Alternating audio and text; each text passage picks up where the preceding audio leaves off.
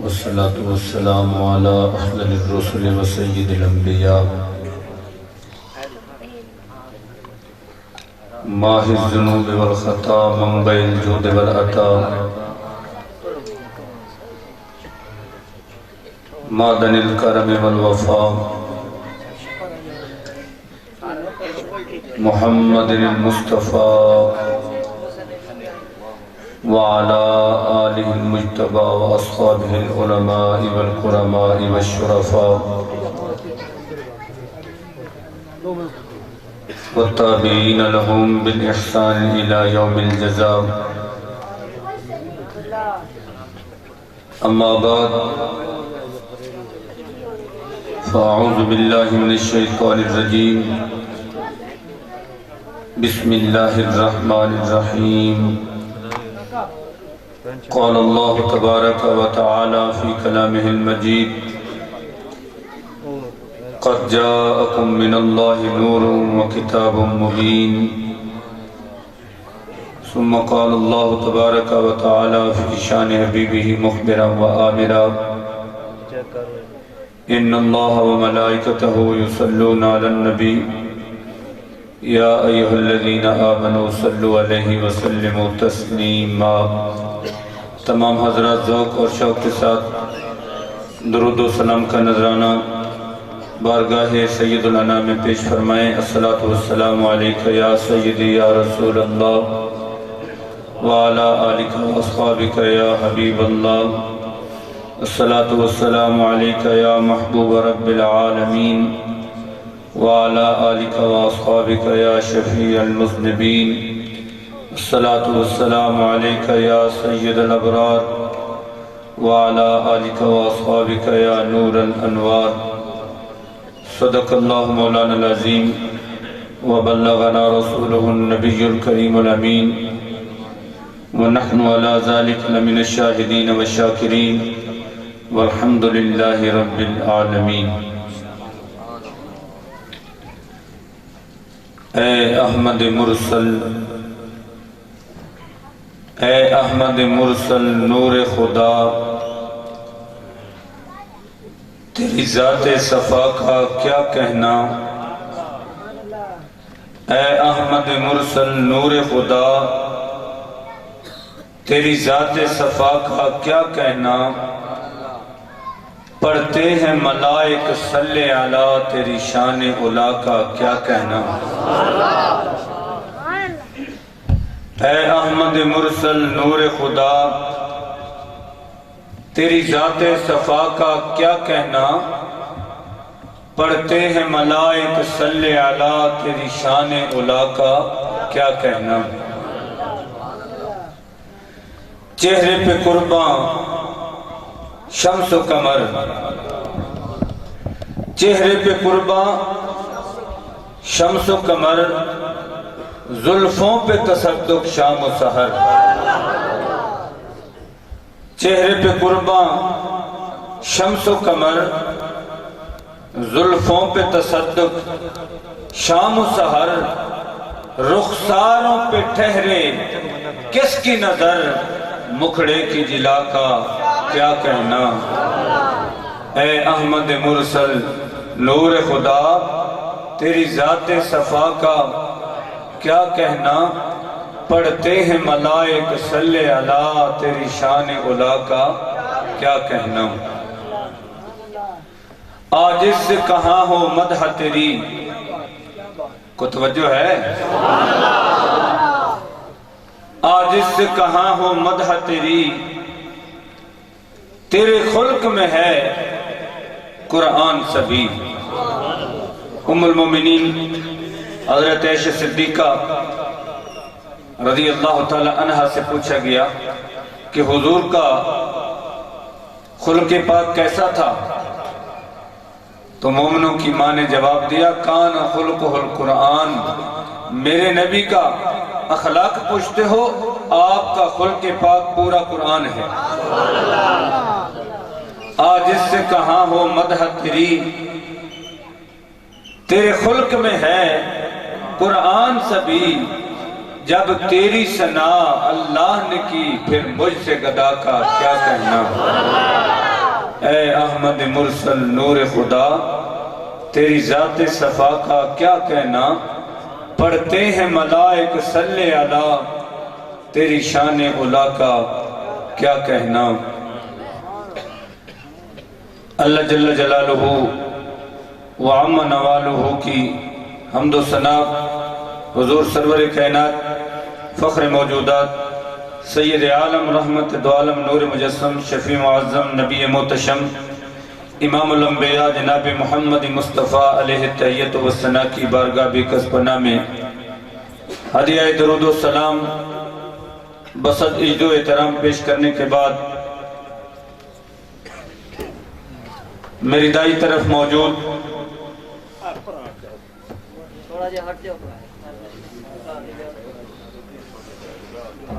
استاد العلماء کون تشریف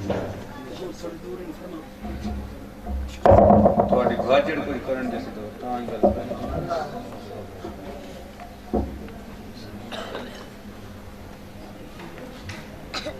نعرہ تکبیر، نعرہ رسالت، نعرہ تحقیق، نعرہ حیدری، ویر سیال، ویر سیال، ویر سیال،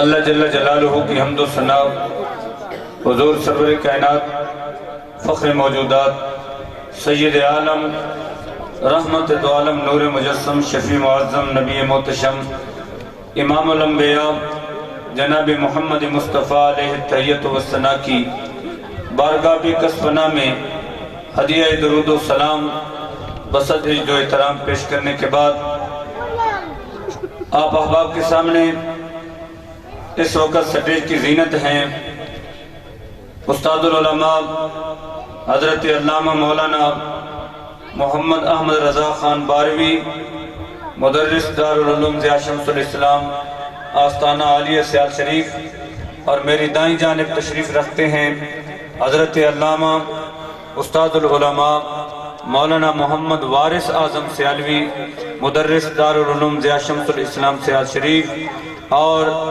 ان کے ساتھ تشریف رکھتے ہیں زینت القراء قاری محمد راشد علی سیالوی صاحب دامت برکاتہم العالیہ مدرس دارالعلوم ضیاء شمس الاسلام سیال شریف، اور ان کے ساتھ بہت سارے معزز مہمانان گرامی اور میرے قابل قدر مسلمان بھائیوں،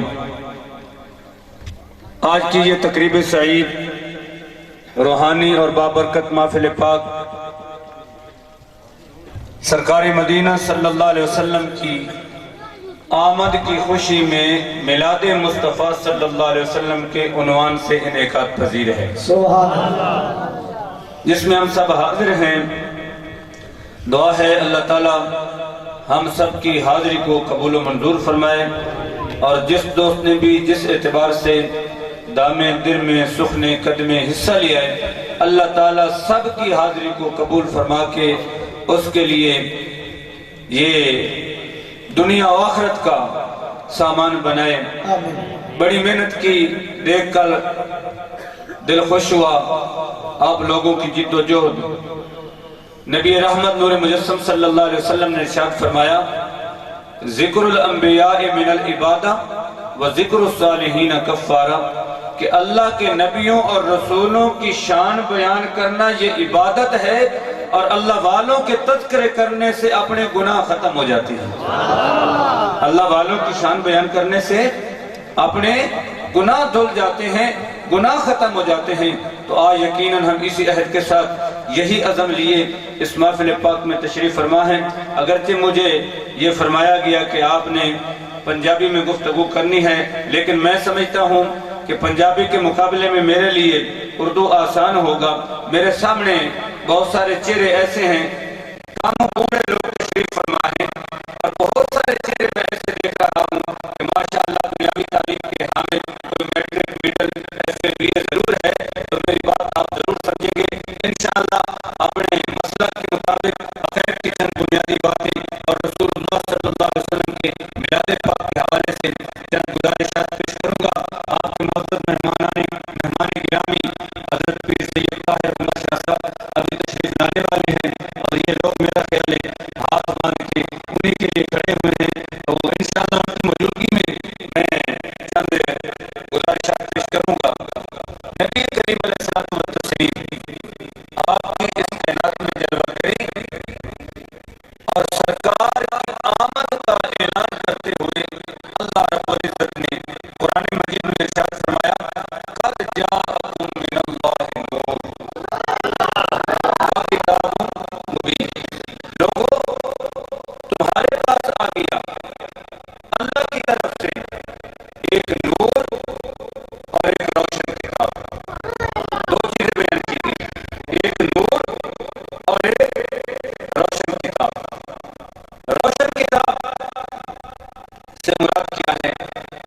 اس بارے میں تو کوئی شک نہیں کہ روشن کتاب سے مراد قرآن مجید ہے، قرآن مجید، قرآن رشید، جس کی عظمت شان کے کیا کہنے، مختلف احادیث میں اس کی شان بیان کی گئی۔ نبی کریم علیہ السلام نے ارشاد فرمایا کہ قرآن جو میرے پاک محبوب صلی اللہ علیہ وسلم پر اترا، اس قرآن کی شان کیا ہے؟ فرمایا من قرأ حرفا من کتاب اللہ فلہ بہ حسنہ، جو اللہ کے پاک کلام قرآن مجید سے ایک حرف پڑھتا ہے، من قرأ حرفا من کتاب اللہ، جو اللہ کے پاک کلام قرآن مجید سے ایک حرف پڑھتا ہے، فلہ بہ حسنہ، اس بندے کے لیے اس کے نامہ اعمال میں ایک نیکی لکھی جاتی ہے۔ من قرأ حرفا من کتاب اللہ، جو اللہ کے پاک کلام قرآن مجید سے ایک حرف پڑھتا ہے، اللہ رب العزت اس کے نامہ اعمال میں ایک نیکی لکھ دیتا ہے۔ والحسنۃ بعشر امثالھا، حضور فرماتے ہیں اور ایک نیکی پر میرے رب نے کم از کم 10 گنا اجر رکھا ہے، 10 گنا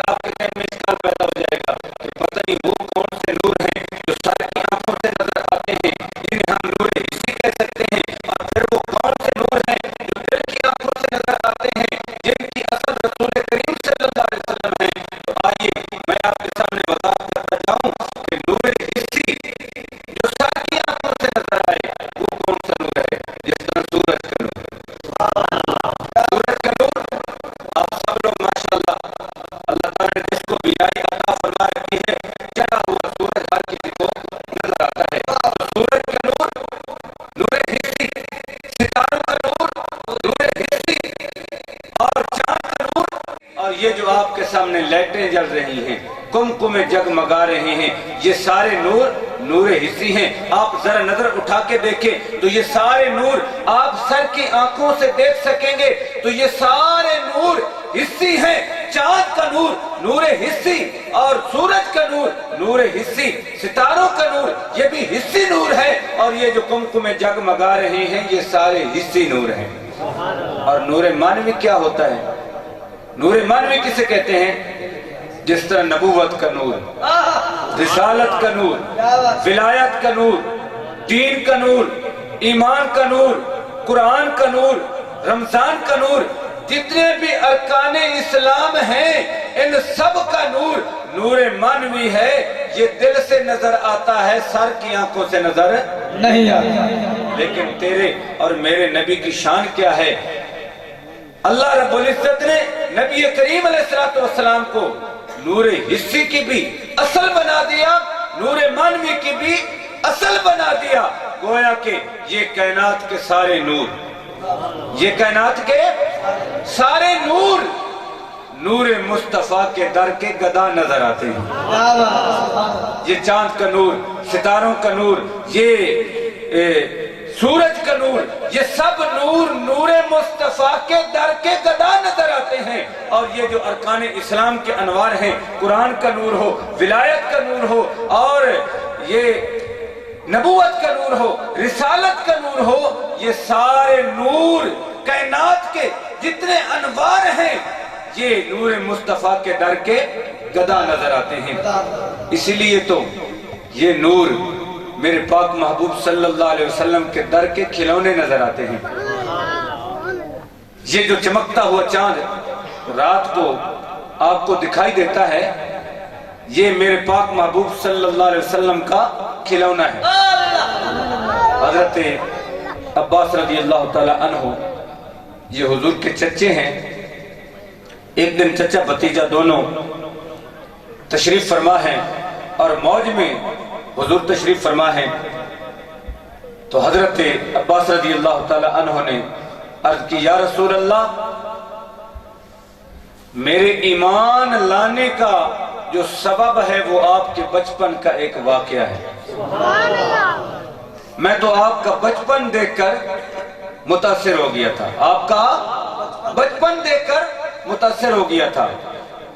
بچپن میں نے آپ کا ایک واقعہ دیکھا جس کے سبب میں نے آج لا الہ الا اللہ محمد الرسول اللہ پڑھ کے آپ کی غلامی اختیار کر لی۔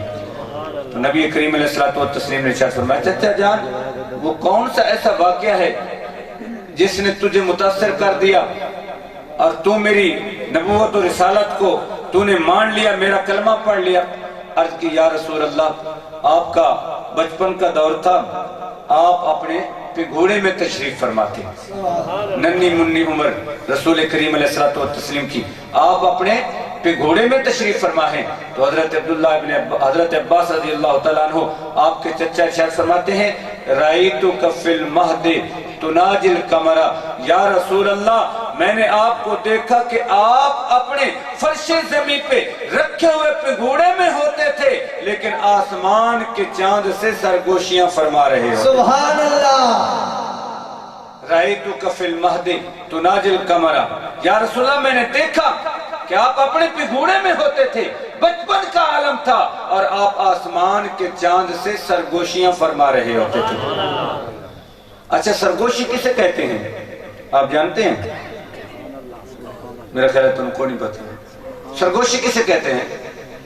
کوئی راز کی بات کسی قریبی یار بیلی دوست کو بلا کے اس کے کان کے ساتھ منہ لگا کے جو بات کی جاتی ہے نا، راز کی بات، اسے سرگوشی کہا جاتا ہے، جو عوام الناس کو نہیں بتائی جاتی، ہر کسی کے سامنے وہ بات نہیں بتائی جا سکتی، وہ خاص بات خاصوں کے عامہ دی گل خاصاں کے نہیں مناسب کرنی، وہ جو راز کی بات ہوتی ہے جو کسی یار بیلی کو بلا کے بتائی جاتی ہے اسے سرگوشی کہا جاتا ہے، کان میں جو بات کی جاتی ہے۔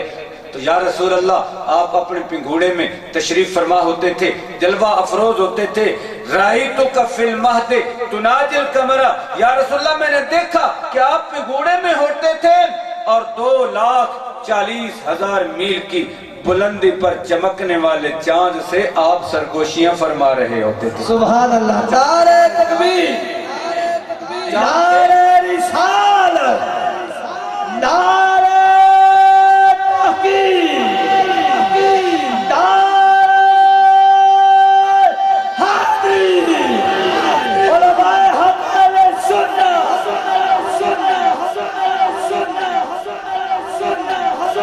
یا رسول اللہ میں نے دیکھا کہ آپ اپنے پگھوڑے میں تشریف فرما ہوتے تھے اور آسمان کے چاند سے، یہ آسمان کا چاند اس فرش زمین سے کتنا دور ہے. میرے استاد محترم شیخ الحدیث و تفسیر مناظر اسلام حضرت علامہ محمد اشرف سیالوی فرمایا کرتے تھے، ایک محتاط اندازے کے مطابق اس فرش زمین سے لے کر آسمان، یہ جو چاند فضا میں معلق نظر آتا ہے، اس کی بلندی 2,40,000 میل ہے.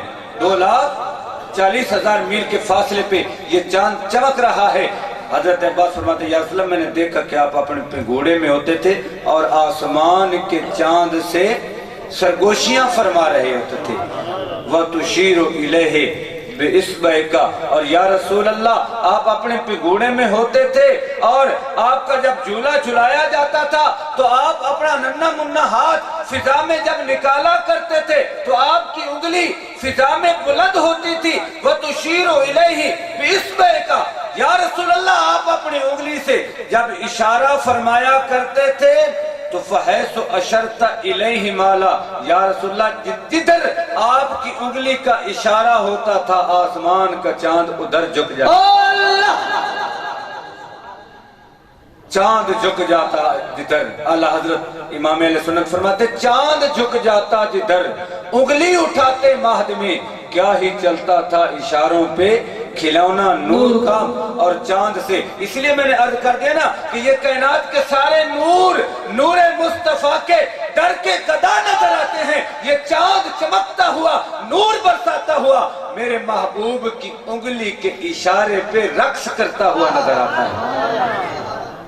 فحیث اشرت الیہ مالا، یا رسول اللہ جدھر آپ کی انگلی جھکتی تھی آسمان کا چاند ادھر جھک جایا کرتا تھا.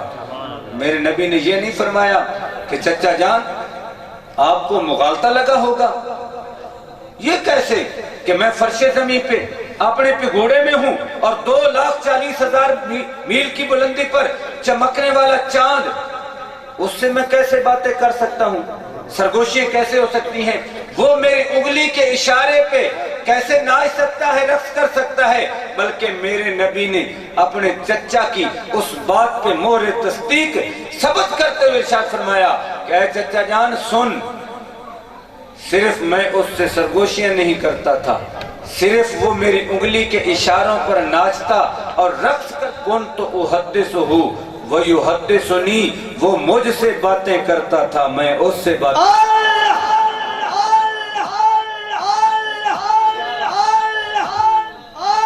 كُنْتُ أُحَدِّثُهُ وَيُحَدِّثُنِي، میں اس سے باتیں کرتا تھا وہ مجھ سے باتیں کرتا تھا.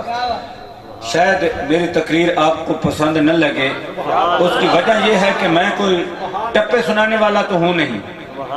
کان پہ ہاتھ رکھ کے دوڑے ماں یہ سنا دوں، یہ میری عادت نہیں. چند باتیں انشاءاللہ قرآن و سنت کی روشنی میں ضرور عرض کروں گا. تھوڑی سی اور توجہ کریں گے تو انشاءاللہ میری طبیعت جو ہے نا آپ کی طرف میلان پکڑ رہی ہے اور مجھے محسوس ہو رہا ہے کہ آپ بھی میری طرف مائل ہو رہے ہیں، لیکن تھوڑی سی دیر لگے گی. حضور کیا ارشاد فرماتے ہیں؟ اے چچا جان صرف میری انگلی کے اشارے پر چاند رقص نہیں کرتا تھا، فرمایا انی کو، فرمایا كُنْتُ أُحَدِّثُهُ وَيُحَدِّثُنِي، میں اس سے باتیں کرتا تھا وہ مجھ سے باتیں کرتا تھا. اور حضور فرماتے ہیں وَأَسْمَعُ حِينَ وَجَبَتَهُ يَسْجُدُ تَحْتَ الْعَرْشِ، فرماتے ہیں میں اپنے پگھوڑے پہ فرش زمین پر اپنے پگھوڑے میں موجود ہوتا تھا اور جب آسمان کا چاند اللہ کی بارگاہ میں سجدہ ریز ہوتا تھا اس کے سجدہ کرنے کی آواز کو میں اپنے پگھوڑے میں سن لیا کرتا تھا. سبحان اللہ، وَجَبَتَهُ حِينَ يَسْجُدُ تَحْتَ الْعَرْشِ جب وہ عرش بری کے نیچے اللہ رب العزت کی بارگاہ میں سجدہ ریز ہوتا تھا تو اس کی سجدہ ریزی کی آواز کو میں اپنے پگوڑے میں اپنے سر کے کانوں سے سن لیا کرتا تھا۔ حضرت عباس رضی اللہ تعالیٰ عنہ نے عرض کی یا رسول اللہ یہ کیسے ممکن ہو گیا کہ آپ اپنے پگوڑے میں دیکھیں، یہاں سے اندازہ لگائیں کہ نبی کا بچپن کتنا نرالا ہوتا ہے۔ ہمارے بچے پیدا ہوتے ہیں 4 سال تک انہیں کوئی سوجھ بوجھ نہیں ہوتی، کوئی پتہ نہیں چلتا میرے بدن پہ کپڑے ہیں یا نہیں، مجھے کون اٹھا رہا ہے۔ پگھوڑے میں پڑا بچہ، اس کی حیثیت کیا ہوتی ہے؟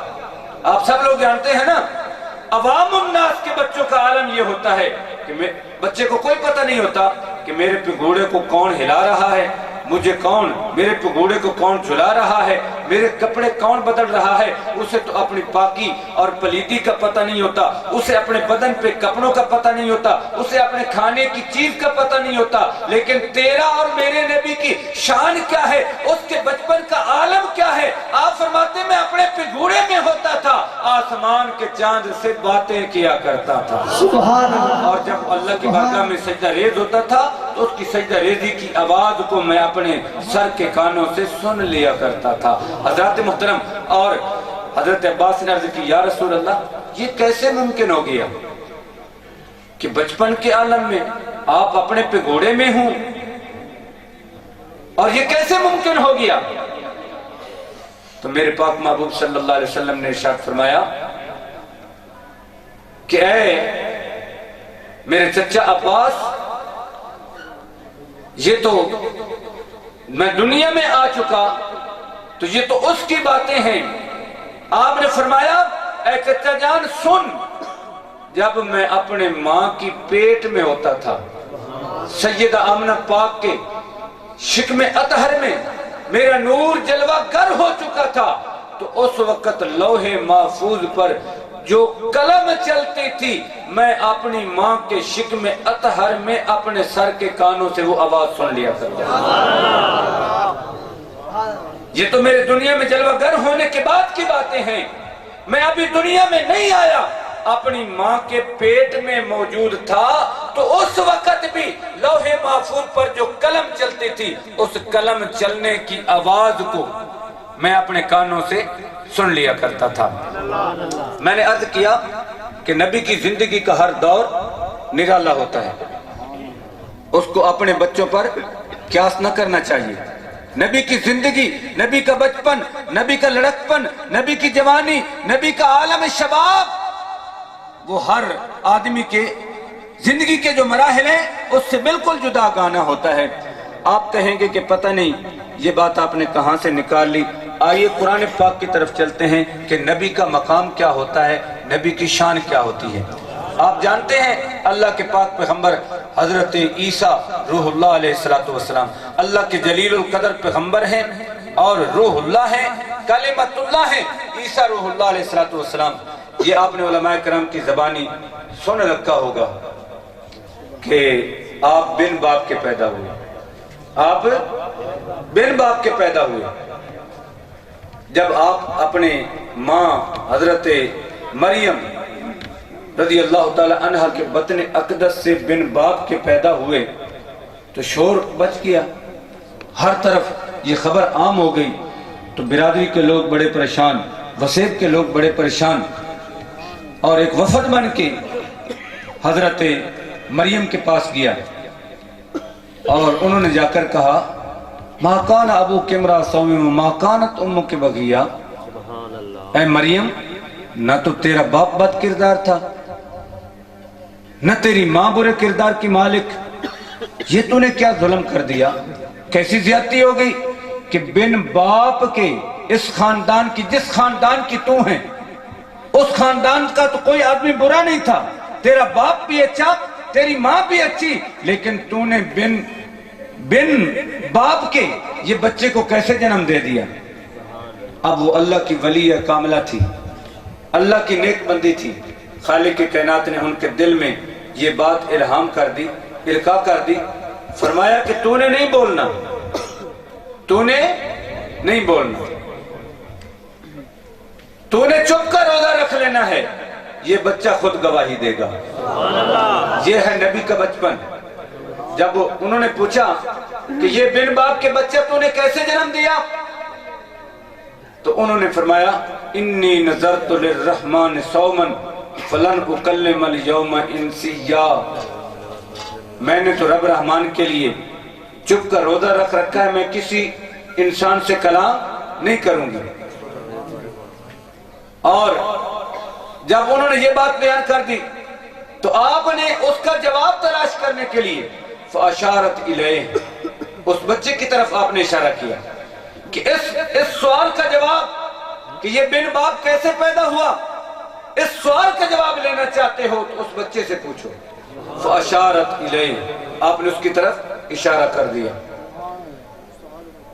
جب آپ نے اس بچے کی طرف اشارہ کیا تو وہ آنے والے لوگ بڑے پریشان ہوئے کہ یار عجیب تماشا ہے، جس طرح آپ لوگ پنجابی میں کہتے ہیں کہ ایک چوری اور دوسری سینہ زوری، کہ ایک بن باپ کے بچے کو جنم دے دیا اور دوسرا ہمیں کہتی ہے اس بچے سے پوچھو۔ بچے بھی پگھوڑے میں جواب دیتے ہیں۔ فاشارت الیہ، آپ نے ادھر اشارہ کر دیا۔ وہ بڑے حیران ہوئے کہ یہ چھوٹا سا بچہ، تو ان لوگوں نے حضرت عیسیٰ علیہ السلام کو اپنے بچوں پر قیاس کیا تھا کہ جس طرح ہمارے بچے ہوتے ہیں پگھوڑے میں ہوتے ہیں، بے خبر ہوتے ہیں، انہیں کوئی پتہ نہیں ہوتا، تو یہ بچہ بھی شاید اسی کی طرح کا ہے۔ تو انہوں نے حضرت عیسیٰ علیہ السلام کو اپنے بچوں پر قیاس کیا تھا اور بڑے پریشان ہو کر انہوں نے کہا قالوا کیف نکلم من کان فی المہد صبیا، وہ سب بیک زبان پکار اٹھے کہ ہم اس سے کیسے بات کریں جو اپنے پگھوڑے میں ابھی بچپن کی زندگی گزار رہا ہے۔ قالوا کیف نکلم من کان فی المہد صبیا، ہم کیسے کلام کریں اس بچے سے جو ابھی پگھوڑے میں ہے۔ تو وہ پریشان ہو کر واپس چل دیے۔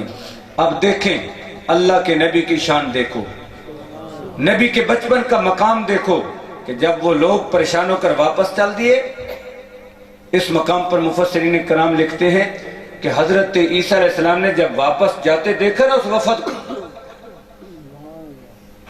اور سمجھا کہ یہ لوگ میری ذات پہ انگلی اٹھاتے رہیں گے، میری ماں کی عزت جو ہے وہ داغدار ہو جائے گی، عفت و پاک دامنی پہ حرف آئے گا اور میری ذات پہ لوگ انگلی اٹھاتے رہیں گے۔ تو شیخ احمد صاحبی مالکی رحمت اللہ تعالیٰ علیہ فرماتے ہیں اللہ کے پاک پیغمبر حضرت عیسیٰ علیہ السلام جب ان کو واپس جاتے دیکھتے ہیں تو اپنے پگھوڑے میں یہ بائیں کوہنی جو ہے اس کا سہارا لیا اور اپنے پگھوڑے میں اٹھ بیٹھے۔ کتنے دن کی زندگی ہے، سالوں کی زندگی نہیں، مہینوں کی زندگی نہیں، چند دنوں کی زندگی ہے، لیکن اللہ کا نبی جانتا ہے کہ اگر آج یہ لوگ جواب لیے بغیر واپس چلے گئے تو میری عزت بھی داغدار ہو جائے گی، میری ذات میں بھی حرف آئے گا اور میری ماں کو لوگ تا زندگی برا بھلا کہتے رہیں گے۔ جب یہ بات دیکھی تو اللہ کا نبی سمجھ گیا، آپ نے بائیں کونی کا سہارا لیا اور اپنے پگھوڑے میں اٹھ بیٹھے اور کیا جواب دیا؟ اوے جانے والے واپس مڑ کے آؤ، میں جواب دیتا ہوں کہ میں کون ہوں، میری شان کیا ہے۔ فرمایا قال انی عبد اللہ، آپ اپنے پگھوڑے میں ہیں، چند دنوں کی زندگی ہے اور آپ نے فرمایا انی عبد اللہ، لوگو میں اللہ کا بندہ ہوں، میں اللہ کا بندہ ہوں، میں اللہ کا بندہ، انی عبد اللہ، میں اللہ کا بندہ ہوں۔ دیکھیں یہ تعارف اس طرح نبی کیوں کرا رہا ہے، انی عبد اللہ، میں اللہ کا بندہ ہوں، تو یہ بتا دیا کہ کل اللہ رب العزت مجھے رسالت سے نوازے گا، منصب عطا فرمائے گا، یہ لوگ مجھے ابن اللہ کے لفظ سے پکاریں گے، یاد کریں گے، تو اللہ کا نبی پگھوڑے کے اندر بتا رہا ہے کہ میں روح اللہ تو ہوں، میں روح اللہ تو ہوں، کلمت اللہ تو ہوں، لیکن ان تمام تر عظمتوں کے باوجود میں عبد اللہ ہوں، ابن اللہ نہیں ہوں، میں عبد اللہ ہوں، ابن اللہ نہیں ہوں۔ قال انی عبد اللہ، فرمایا میں اللہ کا بندہ ہوں، آتانی الکتابہ، اللہ تعالیٰ نے مجھے کتاب عطا فرمائی، وجعلنی نبیہ، اور اللہ رب العزت نے مجھے نبی بنا دیا ہے، وجعلنی مبارکہ، اور اللہ رب العزت نے میری ذات کو بابرکات بنا کے اس کائنات میں مبعوث فرمایا۔ سبحان اللہ، نعرہ تکبیر، نعرہ رسالت، نعرہ تحقیق، نعرہ حیدری، علماء حق اہل سنت،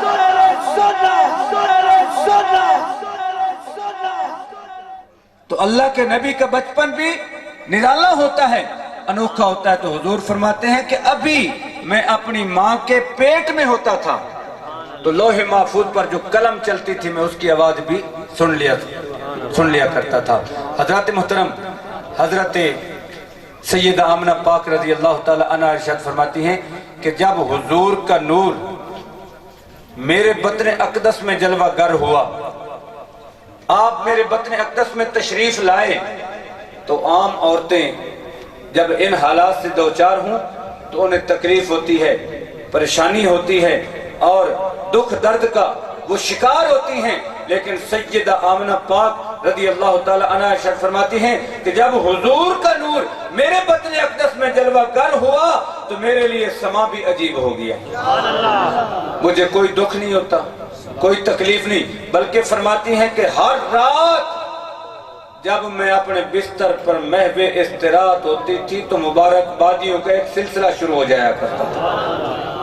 آپ فرماتی ہیں کہ ایک رات میں اپنے بستر پر محو استراحت ہوں تو میں نے خواب میں دیکھا ایک نورانی شکل والا، لٹکتی زلفوں والا، سفید ریش، وجی قد کاٹ کے مالک میرے ہاں تشریف لائے، اور وہ ابو البشر سیدنا آدم علیہ السلام تھے، سیدنا آدم علیہ السلام تھے، وہ تشریف لائے اور انہوں نے آ کر ارشاد فرمایا، اے آمنہ تجھے خوشخبری ہو، انک قد حملت بسید المرسلین، تو رسولوں کے سردار کی ماں بننے والی ہے، تیری گودی میں جو تشریف لانے والے ہیں، تیرے بطن اقدس میں جو نور جلوہ گر ہو گیا، یہ دنیا کا کوئی عام انسان نہیں، یہ رسولوں کا امام بن کر تشریف لائے گا۔ اور فرمایا کہ جب یہ بچہ پیدا ہو تو اس کا نام محمد رکھنا، اس کا نام محمد رکھنا۔ نبی کریم علیہ السلام جب دنیا میں جلوہ گر ہوئے تو آپ فرماتے ہیں خارج منی نور اضاء لی منہ قصور الشام، میرے بطن اقدس سے ایسا نور برآمد ہوا کہ اس نور کی بدولت میں نے مکہ کی سرزمین پر اپنے حجرے میں بیٹھے ہوئے سر کی آنکھوں سے ملک شام کے محلات کو دیکھ لیا۔ تو میرے نبی صلی اللہ علیہ وسلم اس طرح کائنات میں نور برساتے ہوئے آپ اس دنیا میں جلوہ گر ہوئے۔ تو جس نبی کا بچپن اس طرح ہے، جس نبی کی دنیا میں جلوہ گری ایسی ہے، تو حضرت آمنہ پاک رضی اللہ تعالی عنہ ارشاد فرماتی ہیں کہ خارج منی نور اضاء لی منہ قصور الشام، میرے بطن اقدس سے ایک نور برآمد ہوا، اس نور کی بدولت میں نے اپنی مکہ کی سرزمین پر بیٹھے اپنے حجرے میں شام کے محلات کو دیکھ لیا۔ تو حضرات محترم، جس پاک محبوب صلی اللہ علیہ وسلم کی زیارت کر کے اس ماں کی آنکھیں اتنی روشن ہو جاتی ہیں کہ سامنے مکے کے در و دیوار حجاب نہیں بنتے، مکے کے پہاڑ حجاب نہیں بنتے، وہ فاصلے سب سمٹ جاتے ہیں، وہ اپنے حجرے میں بیٹھے ملک شام کے محلات کو دیکھ لیتی ہیں۔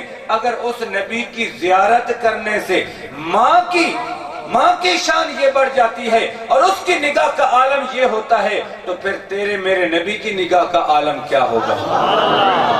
اس لیے نبی کریم علیہ السلام ارشاد فرماتے ہیں انی ارا ما لا ترون و انی اسمع ما لا تسمعون، لوگو میں وہ کچھ دیکھ لیتا ہوں جو تم نہیں دیکھ سکتے، اور میں وہ کچھ سنتا ہوں جو تم سن نہیں سکتے۔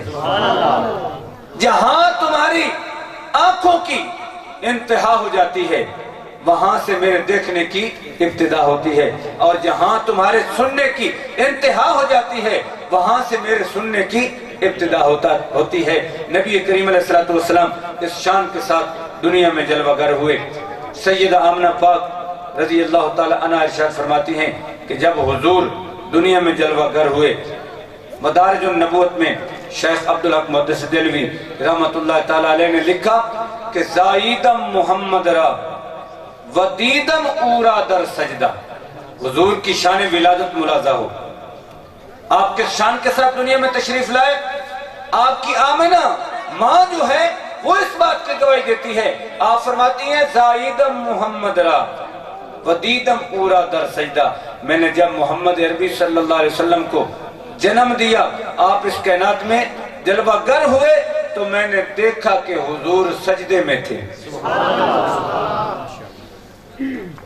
حضور اس لیے تو اعلیٰ حضرت فرماتے ہیں نا کہ پہلے سجدے پہ روز ازل سے درود، پہلے سجدے پہ روز ازل سے درود، یادگاری امت پہ لاکھوں سلام۔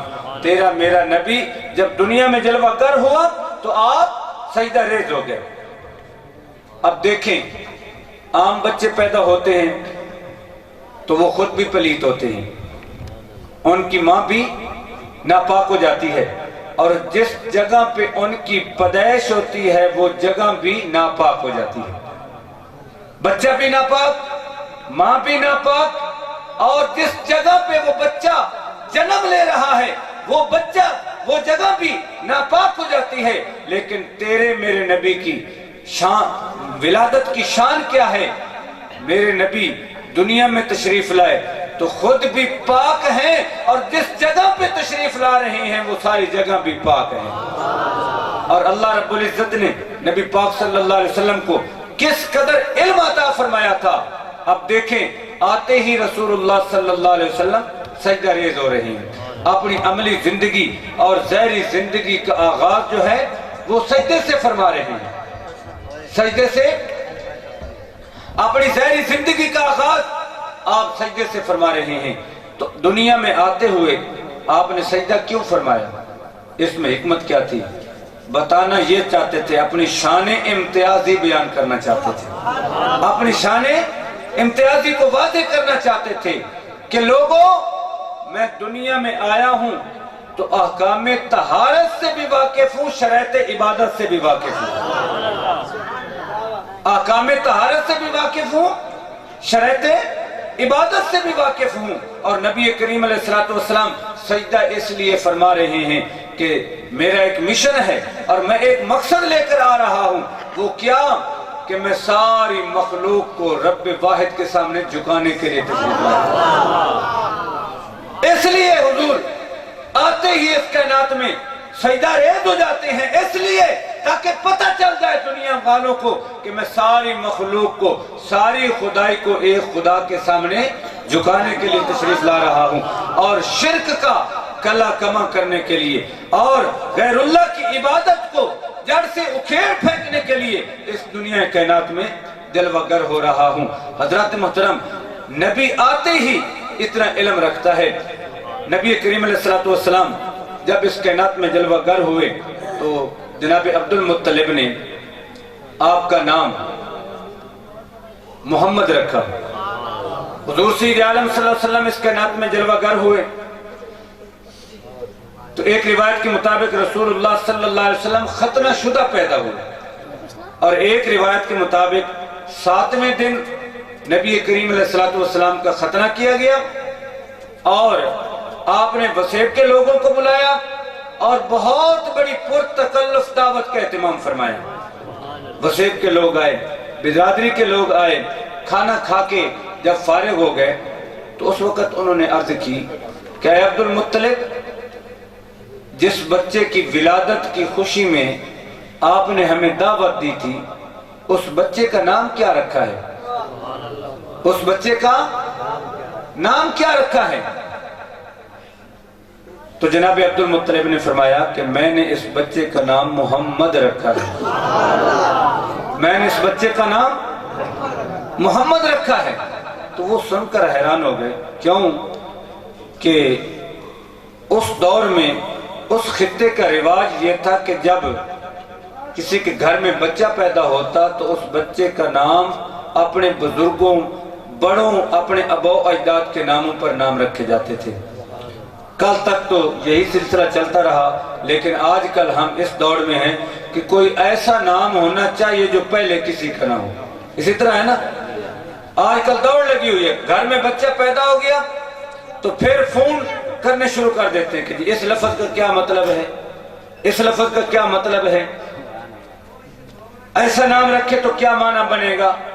تو خدا کے بندو، اپنے بچوں کے نام رسول کریم علیہ السلام کے ناموں پر رکھو. محمد احمد نام ہونا چاہیے. اس محمد نام کی کتنی لج ہے، اس احمد نام کی کتنی لج ہے. اللہ رب العزت اس نام کے صدقے والدین کے بیڑے پار فرما دے گا. یہ نام کوئی کام بگڑنے نہیں دیتا، بگڑے بھی بنا دیتا ہے. بس نام محمد. تو حضور کے ناموں پر نام رکھو. یہ جو آپ نئے نام تلاش کرنے کی کوشش کر رہے ہیں، ایسا نہیں ہونا چاہیے. اور اس نام کے صدقے، اس نام کے وسیلے سے آپ کی بگڑی بن جائے گی، اور اللہ تعالیٰ قیامت کے دن بھی اس نام کے صدقے سرخرویاں عطا فرمائے گا اور کامیابیاں آپ کے قدم چومے گی. بہرحال جب آپ نے ارشاد فرمایا نا کہ میں نے اس بچے کا نام محمد رکھا ہے، تو وہ بڑے حیران ہوئے، کیونکہ اس خطے اس علاقے کا رواج یہ تھا کہ بچوں کے جو نام ہوتے تھے وہ اپنے بڑوں بزرگوں اباء اجداد کے نام پر رکھے جاتے تھے. تو وہ کہنے لگے اے عبد المطلب ما ہم الا ان تسمیہ بمحمد صلی اللہ علیہ وسلم، تجھے کس چیز نے مجبور کیا کہ اس بچے کا نام تو نے محمد رکھا؟ ولیس من اسماء آبائک ولا قومک، تیرے اباء اجداد میں سے پہلے کسی کا نام محمد نہیں تھا. نہ تیرے باپ کا نام محمد، نہ تیرے دادے کا نام محمد، نہ تیرے پردادے کا نام محمد. تیری تو نسل میں جتنے بزرگ گزرے ہیں کسی کا نام محمد نہیں. اس بچے کا نام تو نے محمد کیوں رکھا؟ اس بچے کا نام تو نے محمد کیوں رکھا؟ تو جناب عبد المطلب فرماتے ہیں رجوت ان یحمد فی السماء والارض، میں نے اس بچے کا نام محمد اس لیے رکھا، اس امید پہ رکھا کہ اس بچے کی شہرت جو ہے زمینوں میں بھی ہوگی آسمانوں میں بھی ہوگی. اس لیے اس بچے کا نام محمد رکھا. تو حضور کا نام محمد رکھا گیا. حضرات محترم، محمد نام کی کتنی بڑی برکتیں ہیں. حضور کے اسم گرامی، یہ جو آپ درود شریف پڑھتے ہیں اللہم صلی علی محمد وعلی آل محمد، اس طرح پڑھتے ہیں نا، اس میں کتنی مرتبہ محمد کا لفظ آیا؟ 2 مرتبہ. اللہم صلی علی سیدنا و مولانا محمد وعلی آل محمد، 2 مرتبہ محمد کا نام آیا. کتنی برکتیں ہیں. ایک صحابی رسول اللہ صلی اللہ علیہ وسلم کی بارگاہ میں حاضر ہوئے، عرض کی یا رسول اللہ، میں اپنے ورد وظائف کے علاوہ اپنے معاشی حالات جو ہیں ان کو سدھارنے سنوارنے کے بعد آپ کی ذات پر درود پاک پڑھتا ہوں، تو آپ کوئی ٹائم مقرر کر دیں. اس وظیفے کے لیے کتنا ٹائم ہونا چاہیے؟ تو نبی کریم علیہ السلام نے ارشاد فرمایا کہ تیری مرضی، جتنا پڑھ لے. تو اس نے عرض کی یا رسول اللہ، میں کل وقت کا 1/4 حصہ آپ کی ذات پر درود پاک پڑھوں گا. کل وقت کا 1/4 حصہ جو ہے، باقی وقت اپنے دیگر مشاغل نمٹاؤں گا، کام کاج کروں گا اور ورد وظائف کروں گا، نمازیں ادا کروں گا. کل وقت کا 1/4 حصہ آپ کی ذات پر درود بھیجوں گا. نبی کریم علیہ السلام نے یہ نہیں فرمایا کہ تو نے بڑا وقت دے دیا. آپ نے ارشاد فرمایا ما شئت فإن زدت فهو خیر لک، تیری مرضی، اگر تو اور اضافہ کر دے تو تیرے لیے بہتر ہوگا. اس نے عرض کی یا رسول اللہ، صحابی نے، کہ میں کل وقت کا 1/3 حصہ آپ کی ذات پر درود و سلام کا نذرانہ پیش کروں گا. تو نبی کریم علیہ السلام نے ارشاد فرمایا ما شئت فإن زدت فهو خیر لک، ویسے تیری مرضی، اگر اور زیادہ اضافہ کر دے تو تیرے لیے بہتر ہوگا. اس نے عرض کی یا رسول اللہ میں کل وقت کا آدھا حصہ آپ کی ذات پر درود پاک پڑھوں گا، آپ کی بارگاہ میں درود و سلام کا نذرانہ پیش کروں گا، کل وقت کا آدھا حصہ۔ تو نبی کریم علیہ الصلوۃ والتسلیم نے ارشاد فرمایا ما شئت فإن زدت فهو خیر اللہ کا، تیری مرضی اگر تو اور اضافہ کرتا چلا جائے گا تو اللہ رب العزت جو ہے نا وہ تیرے لیے بہتر ہوگا۔ عرض کی یا رسول اللہ میں نماز وغیرہ پڑھنے کے بعد باقی ورد وظائف کرنے کے بعد سارا وقت جو ہے آپ کی ذات پر درود پڑھوں گا، سارا وقت جو ہے وہ آپ کی ذات پر درود پڑھوں گا۔ تو نبی کریم علیہ السلام نے ارشاد فرمایا اگر تو اس طرح کرے گا سارا وقت میری ذات پر درود پڑھے گا تو فرمایا کہ ذن یکفی ہمک ویکفر لک ذنبک، اگر تو درود پڑھے گا محمد محمد نام پکارے گا ذن یکفی ہمک ویکفر لک ذنبک، فرمایا ساری مشکلیں تیری ٹل جائیں گی اور سارے گناہ تیرے مٹ جائیں گے۔ اللہ نعرہ تکبیر، نعرہ رسالت، نعرہ تحقیق، نعرہ حق، علماء حق اہل سنت۔ فرمایا یکفی ہمک ویکفر لک ذنبک، اگر تو اس طرح کرے گا نا میرا نام پکارے گا درود پاک پڑھے گا تو تیرے ساری مشکلیں ٹل جائیں گی اور تیرے سارے گناہ جو ہیں وہ ختم ہو جائیں گے۔ حضرات محترم یہ لفظ محمد کا معنی کیا ہوتا ہے؟ نبی رحمت نور مجسم یاد رکھیں کہ جس طرح اللہ تعالیٰ کا ذاتی نام اللہ یہ ذاتی نام ہے اور باقی سارے اللہ تعالیٰ کے نام صفاتی ہیں۔ ویسے تو آپ قرآن مجید کھولیں تو اس کے گتے کے اندر لکھا ہوا ہوتا ہے 99 نام، لیکن روایات میں اس سے بھی کہیں زیادہ ہیں، 1000 تک نام اللہ تعالیٰ کے اسماء گرامی، وَلِلَّهِ الْأَسْمَاءُ الْحُسْنَى، اللہ تعالیٰ کے بڑے پیارے نام ہیں، خوبصورت نام ہیں۔ تو جس طرح اللہ تعالیٰ کے نام ہیں اور ان میں ایک ذاتی نام اللہ، باقی سارے صفاتی ہیں، اسی طرح نبی کریم علیہ السلام کا ذاتی نام محمد، زمینوں میں محمد اور آسمانوں میں احمد، آسمانوں میں احمد، زمینوں میں محمد۔ یہ محمد لفظ حضور کا نام جو ذاتی ہے اس کا معنی کیا ہے؟ علماء نے لکھا الذی یحمد حمدا بعد حمد، محمد اس ہستی کو کہتے ہیں جس کی بار بار تعریف کی جائے، محمد اس ہستی کو کہتے ہیں جس کی بار بار تعریف کی جائے۔ تو اللہ رب العزت نے آپ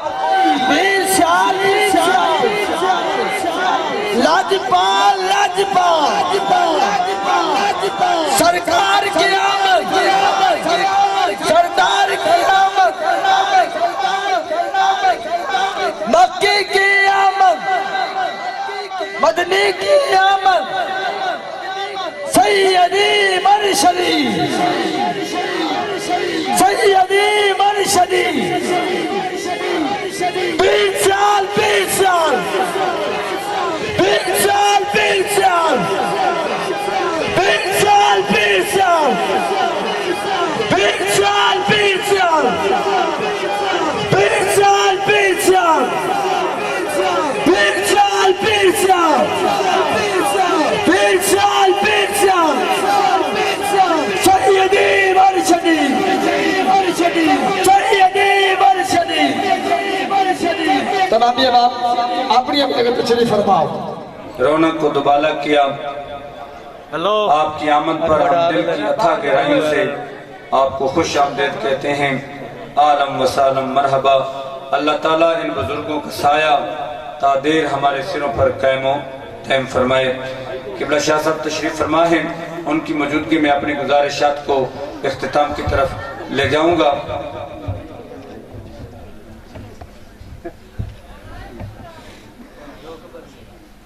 تو میں عرض کر رہا تھا کہ نبی کریم علیہ السلام جب اس کائنات میں جلوہ گر ہوئے تو آپ کا نام نامی اسم گرامی محمد رکھا گیا۔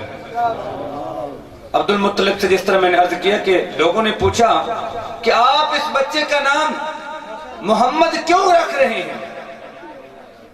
ما حملک علی ان تسمیہ بمحمد، تجھے کس چیز نے مجبور کیا ہے عبد المطلب کہ تو اس بچے کا نام محمد رکھے؟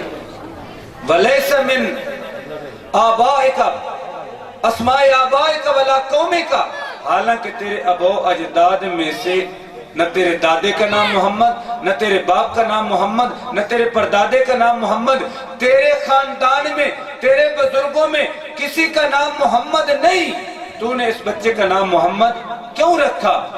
تو آپ نے کیا ارشاد فرمایا؟ لوگوں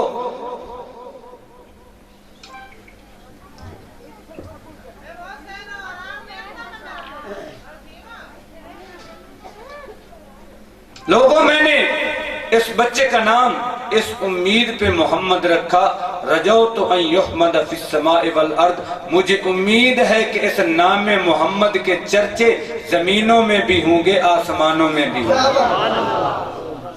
یہ نام کوئی کام بگڑنے نہیں دیتا، بگڑے بھی بنا دیتا ہے، بس نام محمد تو تیرے اور میرے آقا امام الانبیاء صلی اللہ علیہ وسلم اس شان کے ساتھ اس کائنات میں جلوہ گر ہوئے۔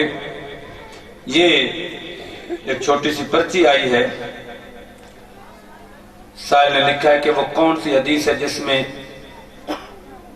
حضور نے فرمایا کہ جس کا میں مولا اس کا علی مولا۔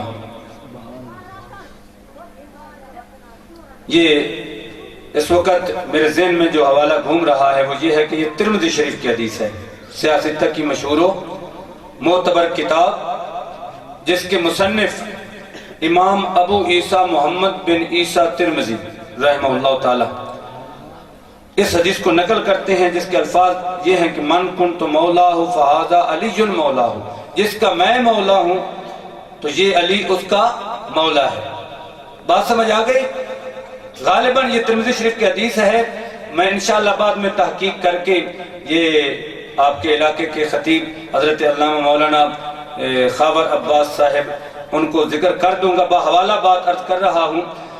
حدیث کے الفاظ کیا ہیں؟ من کنت مولاہ فہذا علی مولاہ، یہ حدیث پاک کے الفاظ ہیں اور نبی علیہ السلام کا فرمان ہے، لیکن بعض لوگ اس سے انہیں مغالطہ لگتا ہے کہ یہ جو حضور کا فرمان عالی شان ہے، من کنت مولاہ فہذا علی مولاہ، جس کا میں مولا ہوں تو یہ علی اس کا مولا ہے، تو اس سے آپ کی خلافت بلا فصل کو ثابت کرنے کی کوشش کرتے ہیں، حالانکہ اس حدیث سے آپ کی خلافت بلا فصل جو ہے وہ ثابت نہیں ہوتی۔ سمجھ آ رہی ہے؟ اہل سنت کا جو عقیدہ ہے وہ کیا ہے کہ نبی کریم علیہ السلام کے جس طرح کے حضور تشریف فرما ہیں، حضور پیر سیال لجپال غریب نواز، حضور امیر شریعت نائب شیخ الاسلام والمسلمین حضرت خواجہ محمد حمید الدین سیالوی رحمہ اللہ تعالی، آپ نے اپنے زندگی کے آخری ماہ و سال میں، ایام میں، کہ جب زبان میں لکنت آ گئی تھی، جب زبان میں لکنت آ گئی تھی، آپ زبان سے ٹھیک بول نہیں سکتے تھے، لیکن اس علالت کے باوجود بھی آپ نے مسلک اہل سنت کا دفاع فرمایا، مسلک اہل سنت کا دفاع فرمایا۔ چنانچہ جب شورش پیدا ہوئی، کبھی صحابہ کی بارگاہ کی گستاخیاں اور کبھی خلیفہ بلا فصل حضرت ابوبکر صدیق رضی اللہ تعالی عنہ کی خلافت کا انکار، ہر طرف سے جب یہ شورش پیدا ہوئی اور لوگ متزلزل ہوئے، تو پیر سیال لجپال غریب نواز نے اس وقت بھی قوم کی نبض پر ہاتھ رکھا، قوم کی نبض پر ہاتھ رکھا، اور بر وقت اس بیماری کا آپ نے علاج فرمایا۔ چنانچہ اپنے علاقے کے جید علماء کرام اور ملک پاکستان خاص کر پنجاب کی جتنی مشہور گدیاں تھیں، آپ نے سب گدیوں کے سجادہ نشینوں کو سیال شریف بلایا اور ایک بہت بڑے اجلاس میں آپ نے اعلامیہ تعریر کروایا، جس میں اہل سنت و جماعت کے عقیدے کو آپ نے واضح ذکر فرمایا۔ آپ نے فرمایا کہ حضور نبی اکرم صلی اللہ علیہ وسلم کے صحابہ کرام ہوں، نبی کریم علیہ السلام کے صحابہ کرام ہوں یا اہل بیت اطہار ہوں، ہم ہر ایک کے ساتھ بے پناہ محبت رکھتے ہیں۔ سبحان اللہ۔ پناہ محبت رکھتے ہیں، اور ہمارے نزدیک نبی اکرم نور مجسم صلی اللہ علیہ وسلم کا سب سے پہلا خلیفہ جسے خلیفہ بلا فضل کہتے ہیں ابو بکر صدیق رضی اللہ تعالیٰ، اور دوسرا خلیفہ عمر فاروق رضی اللہ تعالیٰ عنہ، اور تیسرا خلیفہ حضرت عثمان ذو النورین، اور چوتھے خلیفہ مولا مرتضی حضرت علی شیر خدا رضی اللہ تعالیٰ عنہ۔ جس طرح خلافت کی یہ ترتیب ہے، اسی طرح آپ نے اعلامیہ میں لکھوایا کہ ہم فضیلت بھی اسی طرح کی مانتے ہیں۔ سبحان اللہ۔ ہم وہ سنی نہیں جو تفضیل علی علی الشیخین کے قائل ہوں کہ جی فضیلت حضرت علی کی زیادہ، جس طرح ابو بکر صدیق خلیفہ بلا فضل ہیں، اسی طرح افضل البشر بعد الانبیاء ابو بکر صدیق۔ تمام نبیوں کے بعد پوری کائنات میں بشروں میں سے افضل ترین جو ہیں وہ سیدنا ابو بکر صدیق۔ پھر فرمایا ثم عمر، پھر عمر رضی اللہ تعالیٰ عنہ، پھر عثمان غنی، اور پھر مولا مرتضی حضرت علی شیر خدا رضی اللہ تعالیٰ عنہ۔ بات آ گئی، میں عرض کرتا چلوں، حضور غریب نواز امیر شریعت خواجہ محمد حمید الدین سیالوی آپ اپنے بنگلے میں تشریف رکھتے ہیں، اور ایک پیر بھائی اس روایت کے راوی ہیں حاجی غلام رسول زیائی، جو حضور شیخ الاسلام کے مرید تھے، اور حضور امیر شریعت اس سے بڑا پیار فرماتے تھے، اور آپ اسے چاچا ٹھیکیدار کہہ کر پکارا کرتے تھے، یاد فرماتے تھے۔ انہوں نے چاچا ٹھیکیدار حاجی غلام رسول کے نام سے یاد نہیں فرماتے تھے، چاچا ٹھیکیدار کہہ کر پکارا کرتے تھے۔ تو وہ بزرگ فرماتے ہیں کہ ہم بنگلے میں بیٹھے تھے، حضور امیر شریعت تشریف رکھتے ہیں، ایک آدمی آیا، اس نے عرض کی حضور اللہ تعالیٰ کی عطا سے آپ کی دعا سے میرے گھر بچہ پیدا ہوا ہے۔ ہمارا نظر اور عقیدہ بھی یہی کہ دیتا خدا ہے لیکن بزرگوں کی دعا سے، دیتا خدا ہے بزرگوں کی دعا سے، دعا بزرگ کرتے ہیں، عطا اللہ کی ہوتی ہے۔ تو اس مرید نے عرض کی حضور میرے ہاں بچہ پیدا ہوا آپ کی دعا سے، اللہ کی عطا سے، تو اس بچے کا نام آپ تجویز فرمائیں۔ تو حضور امیر شریعت نے فرمایا کہ تیرے بیٹے کا نام محمد صدیق ہوگا، تیرے بیٹے کا نام محمد صدیق ہوگا۔ اور پھر آپ نے تبسم کے انداز سے اس بابے چاچے ٹھیکیدار کی طرف منہ کرتے ارشاد فرمایا چاچا ٹھیکیدار ایک اور آدمی آئے گا جو مجھ سے بچے کا نام پوچھے گا، ایک اور آدمی آئے گا جو مجھ سے بچے کا نام پوچھے گا۔ خدا کا کرنا اسی طرح ہوا۔ نبی علیہ السلام نے ارشاد فرمایا اتقوا فراست المومن فإنه ينظر بنور اللہ، مومن کی باطنی فراست سے بچو، وہ اللہ کے نور سے دیکھ رہا ہوتا ہے، وہ اپنی مرضی سے نہیں دیکھ رہا ہوتا، اس کی آنکھوں میں اللہ کا نور جلال کار فرما ہوتا ہے، اس نور کی بدولت وہ دیکھ رہا ہوتا ہے۔ تو آپ نے فرمایا چاچا ٹھیکیدار ایک اور آئے گا جو مجھ سے اپنے بچے کا نام پوچھے گا۔ تو آپ اپنے مومنانہ بصیرت سے دیکھ رہے تھے، تو خدا کا کرنا اسی طرح ہوا۔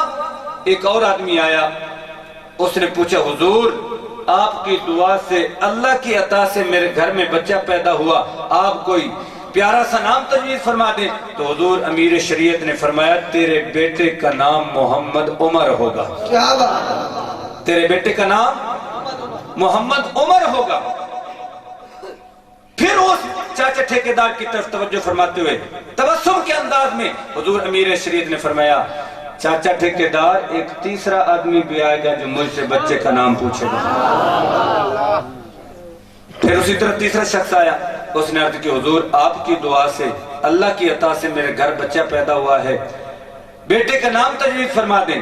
تو حضور نے فرمایا تیرے بیٹے کا نام محمد عثمان ہوگا، محمد عثمان ہوگا۔ پھر حضور اس چاچا ٹھیکیدار کی طرف متوجہ ہوئے اور حضور امیر شریعت نے فرمایا چاچا جی اب چوتھا بھی آئے گا، نام کیا ہونا چاہیے؟ تو وہ چاچا ٹھیکیدار عرض کرتا ہے حضور اب تو محمد علی صرف بچ گیا ہے، محمد علی بچ گیا۔ خدا کا کرنا ایسا ہوا کہ چوتھا شخص بھی آیا جس نے بچے کا نام پوچھا کہ حضور آپ کی دعا سے اللہ کی عطا سے ہمارے گھر بچہ پیدا ہوا، آپ کوئی نام تجویز فرما دیں، تو میرے حضور غریب نواز نے ارشاد فرمایا کہ تیرے بیٹے کا نام محمد علی ہوگا۔ دیکھیں حضور امیر شریعت کی یہ نام تو آپ نے ترتیب وار بتا دیے، آپ چاہتے تو علی کا نام پہلے تجویز فرما دیتے، آپ چاہتے تو عمر نام پہلے رکھ دیتے، پہلے بچے کا نام محمد صدیق، دوسرے بچے کا نام محمد عمر، تیسرے بچے کا نام عثمان، محمد عثمان، اور چوتھے بچے کا نام محمد علی۔ حضور غریب نواز نے یہ ترتیب قائم کر کے بتا دیا کہ ہم خلفائے اربعہ سے کس قدر عقیدت رکھتے ہیں، اور جتنی عقیدت رکھتے ہیں اتنا نمبر بھی ان کا ایسا ہی مانتے ہیں۔ پیر شال لاجپال لاجپال۔ پہلے نام محمد صدیق تجویز کر کے بتا دیا کہ ہمارے نزدیک پہلا نمبر محمد صدیق کا ہے، پہلا نام صدیق کا، پھر دوسرا نام عمر کا، فرمایا ہمارے نزدیک دوسرا مقام جو ہے اور ترتیب خلافت جو ہے اس کے مطابق حضرت عمر خلیفہ ہیں، اور تیسرا نام عثمان رکھ کے بتا دیا کہ ہمارے نزدیک تیسرا حضور کا خلیفہ عثمان ہے، اور چوتھا آخر میں نام جو محمد علی تجویز فرمایا، تو اس سے ترتیب خلافت بھی سمجھ آ گئی، اور نبی علیہ السلام کے خلفاء اربعہ سے حضور امیر شریعت کی عقیدت اور سچی سچی محبت جو تھی وہ بھی سمجھ آ گئی۔ سبحان اللہ۔ حضرات محترم، اسی طرح آپ نے سوشل میڈیا پر سنا ہوگا کہ ایک قوال نے کہا کہ دما دم مست کلندر علی کا پہلا نمبر، دما دم مست کلندر علی کا پہلا نمبر، لیکن ہم دما دم مست کلندر کرنے والے نہیں ہیں۔ جب اس نے کہا نا دما دم مست کلندر علی کا پہلا نمبر، تو حضور امیر شریعت آپ فوراً ارشاد فرماتے ہیں خبردار اس کے بعد تو نے نہیں بولنا۔ آپ نے روک دیا اور فرمایا کہ میک میرے حوالے کرو۔ حضور کی خدمت میں میک حوالے کیا گیا تو آپ نے فرمایا کہ میں علی کا اصلی نسلی خون ہوں، کیا بات، میں علی کا لاڈلہ ہوں، علی کے گلشن کا پھول ہوں، اور اسی خاندان کا چشم و چراغ ہوں، اصلی نسلی خون ہوں۔ ہم علی کی عظمت کو سلام عقیدت پیش کرتے ہیں۔ علی نے دین کے لیے، دین اسلام کے لیے، بانی اسلام کے لیے اپنی لازوال قربانیوں کی ایک مثال قائم کر دی، اپنے سر دھڑ کی بازی لگا دی۔ ہم علی کی خدمات کو خراج تحسین پیش کرتے ہیں، لیکن سب سے پہلا نمبر صدیق کا مانتے ہیں۔ کیا بات، ہمارے نزدیک سب سے پہلا نمبر صدیق کا ہے۔ لہذا اہل سنت والجماعت کا عقیدہ کیا ہے کہ خلیفہ بلا فصل سیدنا ابوبکر صدیق ہیں، سب سے پہلے خلیفے، دوسرے حضرت عمر، تیسرے عثمان ذو النورین، اور چوتھے جو ہیں وہ مولا مرتضیٰ علی شیر خدا ہیں۔ بڑی عظمتیں ہیں، بڑی فضیلتیں ہیں، اور یہ خصوصیت مولا مرتضیٰ کی ہم انکار نہیں کرتے۔ من کنت مولا ہو فہذا علی المولا ہو، جس کا میں مولا ہوں یہ علی اس کا مولا ہے، ہم تسلیم کرتے ہیں۔ لیکن خلیفہ بلا فصل جو ہے، جس طرح ہمارے شیخ نے ہمیں عقیدہ دیا ہے، ہم اس کے مطابق، اسی عقیدے کے مطابق خلیفہ بلا فصل ابوبکر صدیق کو مانتے ہیں۔ کیا بات۔ اچھا، حضور نے کتنی شادیاں کی اور آپ کی بیٹیاں کتنی ہیں، یہ بڑا معرکۃ الاعلیٰ مسئلہ ہے۔ حضور نے کتنی شادیاں فرمائیں، حکمتیں کیا تھیں، یہ ایک بہت بڑا طویل موضوع ہے۔ روایات کے اختلاف کے مطابق، روایات کے اندر اختلاف ہے، 11 شادیاں حضور کی متفق علیہ ہیں۔ حضور کی 11 شادیاں متفق علیہ ہیں، اس میں سے کسی ایک پر بھی انکار ثابت نہیں، سمجھیں؟ اس سے زائد کی روایات جو ہیں مختلف ہیں۔ تو بہرحال حضور نبی اکرم صلی اللہ علیہ وسلم کی اس قدر شادیاں تھیں، اور حکمتیں کیا تھیں کہ آپ اس کائنات میں نبیوں کے امام بن کر تشریف لائے۔ آپ تمام نبیوں کے امام، اور آپ کا دین جو ہے یہ تمام دینوں کا سردار، آپ پہ اترنے والی کتاب تمام کتابوں کی سردار، آپ کی امت تمام امتوں کی سردار، آپ پیغمبر آخر الزمان بن کر تشریف لائے۔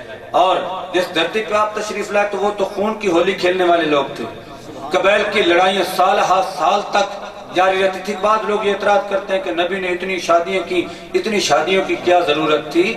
تو یہ بھی دین کے پیغام کو عام کرنے کے لیے رسول اللہ نے شادیاں فرمائی تھی. وہ قبائل جو آپس میں لڑ مر کر ٹکڑے ٹکڑے ہو چکے تھے, خون کی ندیاں بہہ چکی تھی, ایک دوسرے کے قریب نہیں جا سکتے تھے, 6 مہینے سال پورا سال لڑائیاں رہتی تھی, قریب نہیں ہو سکتے تھے. میرے نبی نے تسبیح کے دانوں کی طرح انہیں ایک دھاگے میں پرونے کے لیے, دین اسلام کے جھنڈے کے نیچے انہیں اکٹھا فرمانے کے لیے میرے نبی نے مختلف قبائل اور مختلف خاندانوں میں شادیاں اس لیے فرمائیں کیونکہ جس خاندان کی بیٹی آ جاتی ہے پھر اس اپنے شوہر سے جو ہوتا ہے داماد, اس کو قدر کی نگاہ سے دیکھا جاتا ہے, تو اس بیٹی کی وجہ سے کیا ہوگا؟ قدر کی نگاہ سے دیکھے جائیں گے. تو اسلام کی ترویج و اشاعت جو ہے اس طریقے سے ہو سکتی تھی, اس لیے نبی کریم علیہ السلام نے چن کے بڑے جو قبیلے تھے ان کے اندر شادیاں فرمائیں. تو بہرحال یہ ایک حکمت تھی بہت زیادہ شادیاں کرنے کی کہ دین اسلام کی ترقی اسی طرح. دیکھیں نا جس طرح حضور بار وقت گزارا کرتے تھے صحابہ کے سامنے, تو حضور گھر بھی تو تشریف لے جایا کرتے تھے.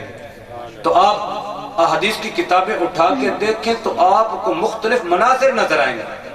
کبھی حضرت ام سلمہ کی روایت نظر آئے گی, کبھی حضرت حفصہ کی روایت نظر آئے گی, کبھی حضرت عائشہ صدیقہ روایت فرمائیں گی. تو آپ کے گھر کے معمولات جو تھے یہ بھی تو ہمارے لیے شریعت ہے. بار کا جو حضور کا عمل ہوتا ہے, فرمان ہوتا ہے, وہ ہمارے لیے شریعت ہے. تو جو گھر میں آپ کا اٹھنا بیٹھنا, گفتار, کردار, رفتار, جو کچھ بھی ہے یہ بھی تو ہمارے لیے شریعت تھی. اس شریعت کو شیئر کرنے والی کون ہستیاں تھی؟ یہ میرے پاک نبی صلی اللہ علیہ وسلم کی حرم پاک تھی, سبحان اللہ, ازواج مطہرات تھی. ہم ان کی بھی ان کی بارگاہ میں بھی عقیدت و محبت سے سلام نیاز پیش کرتے ہیں. بہرحال حضور کی 11 شادیاں متفق علیہ ہیں, اس سے زیادہ کی بھی روایات ہیں. اور نبی کریم علیہ السلام کی بیٹیاں, یاد رکھیں وقت میرے پاس نہیں, قبلہ شاہ صاحب تشریف فرما ہے, ورنہ ان کی بیسیوں جو حضرات اس بات کے قائل ہیں نا کہ جی حضور کی صرف ایک ہی صاحبزادی تھی. خدا کے بندو ذرا ہوش کرو, قرآن ارشاد فرماتا ہے وَأَزْوَاجُهُ أُمَّهَاتُهُمْ, میرے نبی دی بیویاں تواڈیاں ماون. نبی علیہ السلام دی بیویاں دی شان کے وَأَزْوَاجُهُ أُمَّهَاتُهُمْ, میرے پاک محبوب صلی اللہ علیہ وسلم کی بیویاں مومنوں کی مائیں ہیں. اگر حضور کی بیویاں سب مومنوں کی مائیں ہیں تو پھر حضور سب مومنوں کے باپ ہوئے نا. عبارت النص سے تو یہ بات ثابت نہیں ہوتی, لیکن دلالت تو اس پر ہو رہی ہے نا کہ ساری حضور کی مائیں ساری کائنات کے مومنوں کی, حضور کی بیویاں جو ہیں وہ ساری کائنات کی مومنوں کی مائیں ہیں, تو پھر حضور ساری کائنات کے مومنوں کے باپ ہوئے نا. اگر بالفرض حضور کی بیٹی نہ ہو, آپ کہہ دیں یہ میرے حضور کی بیٹی ہے تو کوئی حرج نہیں ہے. حضور کی بیٹی نہ ہو, کہہ دیں کہ یہ حضور کی بیٹی ہے تو یہ سچ ہے. کیوں کہ نبی کی بیویاں اگر ساری مومنوں کی مائیں ہو سکتی ہیں تو میرے پاک محبوب صلی اللہ علیہ وسلم سارے مومنوں کے باپ ہیں, اور روحانی باپ ہونے کے ناطے کائنات کی اس امت کی ہر عورت جو ہے میرے نبی کی روحانی بیٹی ہے. لیکن یہ کتنا بڑا ظلم ہوگا, کتنی بڑی زیادتی ہوگی کہ ہو حضور کا خون, ہو حضور کا خون, ہو حضور کا جگر پارا, ہو حضور کے جگر کا ٹکڑا, آپ کی شہزادی ہو, اور بندہ بانگے دوہل کہتا پھرے کہ یہ حضور کی بیٹی نہیں. ذرا اپنے گریبان میں جھانک کر دیکھو, غور کرو, یہ جملے بول کے آپ نے کہاں ہاتھ ڈال دیا. آپ نے نبی کی ناموس پہ ہاتھ ڈالا, آپ نے نبی کی عزت کو مجروح کیا, اور اس خدیجۃ الکبریٰ جس کے ناز نخرے میرے نبی برداشت کیا کرتے تھے, جو سیدہ زہرا پاک کی ماں ہیں اور ان شہزادیوں کی ماں ہیں, جب آپ کہیں گے کہ یہ حضور کی بیٹیاں نہیں تو پھر اس ماں کے دل پر کیا گزرے گا. ذرا آپ مثال کے طور پر آپ کی بیٹی ہو, آپ کی بیٹی ہو, اور کوئی بندہ کہہ دے کہ یہ جی آپ کی بیٹی نہیں، تو آپ کے لیے قیامت نہیں ہوگی؟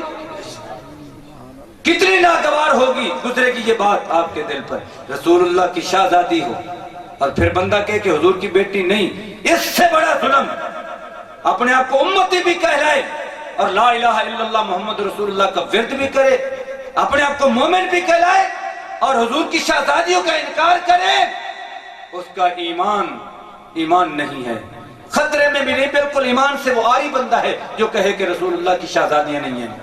حضرات محترم، قرآن کیا ارشاد فرماتا ہے؟ کل ازواجک و بناتک و نساء المؤمنین، اے محبوب اپنی بیویوں سے ارشاد فرما دیجئے اور اپنی بیٹیوں سے۔ آپ پڑھے لکھے احباب بھی تشریف فرما ہے، علماء کی نظر کرنا چاہتا ہوں، عوام شاید اس بات کو نہ سمجھ سکے۔ جب پردہ کی آیت نازل ہوئی نا، وہاں کا رواج تھا کہ عورتیں جو تھیں وہ سر عام قضاء حاجت کے لیے جاتی تھیں، تو نبی کریم علیہ السلام کی ازواج مطہرات اور آپ کی شہزادیاں بھی اسی طرح ایک رواج تھا، اور پنڈ کے جو اوباش تھے تو وہ لونڈیوں کو چھیڑا کرتے تھے، تو خطرہ تھا کہ کسی مومنہ کی، خاص کر حضور کے حرم پاک کی کہیں عزت اور عفت پہ حرف نہ آ جائے، تو اللہ رب العزت نے قرآن نازل فرما دیا، کل ازواجک و بناتک و نساء المؤمنین یدنین علیہن من جلابیبہن۔ اے محبوب آپ اپنی بیویوں سے کہہ دیں، آپ اپنی، یہ دیکھیں کل ازواج، یہ زوج کی جمع ہے یا زوجہ کی جمع ہے، جمع کا صیغہ ہے، اپنی بیویوں سے۔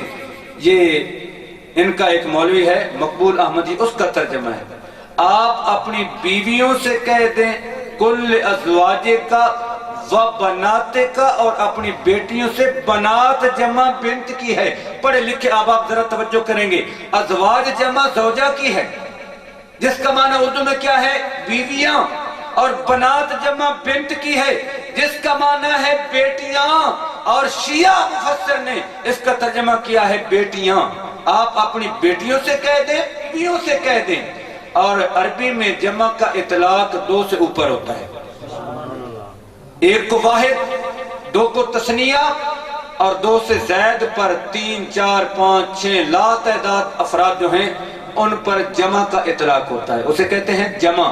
اب قرآن جمع کے صیغے استعمال فرما رہا ہے، اے محبوب اپنی بیویوں سے کہہ دیں، اپنی بیٹیوں سے کہہ دیں۔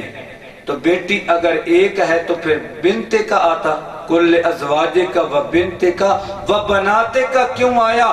یہ جمع کا لفظ بتا رہا ہے کہ رسول اللہ صلی اللہ علیہ وسلم کی حقیقی صاحبزادی صرف ایک نہیں، ایک سے زیادہ ہیں، دو بھی نہیں، تین یا تین سے زائد ہو سکتی ہیں، اور تین کا تو قائل ہے ہی کوئی نہ وہ قائل ہیں نہ ہم قائل ہیں، ہم تو کہتے ہیں 4 ہیں، وہ کہتے ہیں 1۔ تو پھر قرآن اہل سنت کے عقیدے پہ مہر تصدیق ثبت کر رہا ہے کہ رسول اللہ کی شہزادی ایک نہیں، رسول اللہ کی صاحبزادیاں 4 ہیں۔ سبحان اللہ، سبحان اللہ۔ اور باقی میں جس طرح عرض کر چکا ہوں کہ ان کے 20 کتابوں کے حوالے سے یہ بات انشاءاللہ اللہ تعالیٰ کے فضل و کرم سے ہم بتا سکتے ہیں، ان کی کتابوں کا، اصول کافی، فروع کافی، مرآت العقول، یہ ان کی کتابوں کے نام لے رہا ہوں، ان کے اندر یہ ساری تفصیل موجود ہے کہ خدیجۃ الکبریٰ کے بطن اقدس سے حضور کی کتنی اولاد ہوئی، اعلان نبوت سے پہلے کتنے بچے پیدا ہوئے، اعلان نبوت کے بعد کتنے بچے پیدا ہوئے۔ ان کی کتابوں میں ام کلثوم، حضرت رقیہ اور حضرت سیدہ فاطمہ زہرا اور حضرت زینب سلام اللہ علیہا کے الفاظ ان کی کتابوں میں موجود ہیں۔ تو بہرحال اہل سنت کا عقیدہ یہی ہے کہ رسول اللہ صلی اللہ علیہ وسلم کی 4 صاحبزادیاں ہیں، یہی عقیدہ قرآن نے ہمیں دیا، یہی عقیدہ ہمیں نبی کے فرمان نے دیا، یہی عقیدہ آج کل حدیث اور باقی جو کتب ہیں اہل سنت کی، بلکہ شیعہ کی کتابوں کے اندر بھی یہی عقیدہ موجود ہے کہ رسول اللہ صلی اللہ علیہ وسلم کی صاحبزادیاں 4 ہیں، اور یہی عقیدہ میرے پیر سیال نے لکھ کر اپنے غلاموں کے گھر گھر پہنچا دیا۔ آپ میں سے کتنے لوگ ہیں کہ جو اس اعلامیہ کو اپنے پاس رکھتے ہیں؟ جس کے پاس ہے ہاتھ کھڑا کریں۔ وہ اعلامیہ جو سیال شریف سے چھپا ہے وہ کس کس کے پاس ہے؟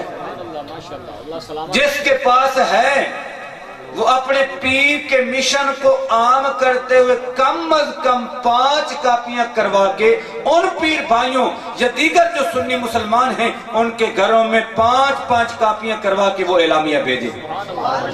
وعدہ کرتے ہیں انشاءاللہ، دلے پہ گئے انشاءاللہ۔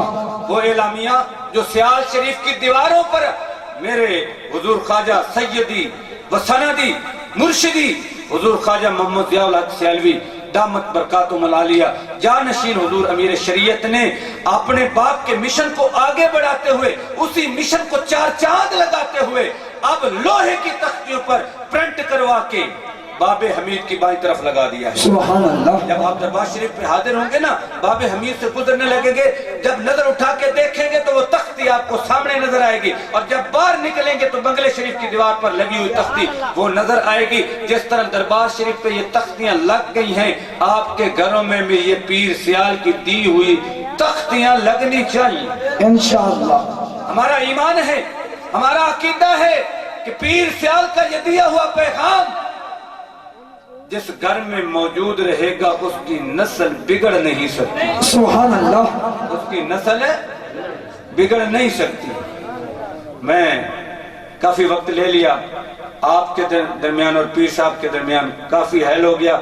میں سمجھتا ہوں کہ یہ بزرگوں کی کرامت ہے کہ میری تقریر پہلی جو تھی میں وہ کال عدم سمجھ رہا تھا، شکر خدا کا کہ میرے پاس رکا آ گیا اور ان کی نگاہ کرم ہو گئی تو میں نے کھل کے جواب دے دیا۔ انشاءاللہ پھر کبھی موقع ملا تو حضور کی 4 صاحبزادیوں کے حوالے سے انشاءاللہ انہی کے کتابوں کے حوالے دے کر ثابت کریں گے کہ رسول اللہ صلی اللہ علیہ وسلم کی شاہزادیاں 4 ہیں۔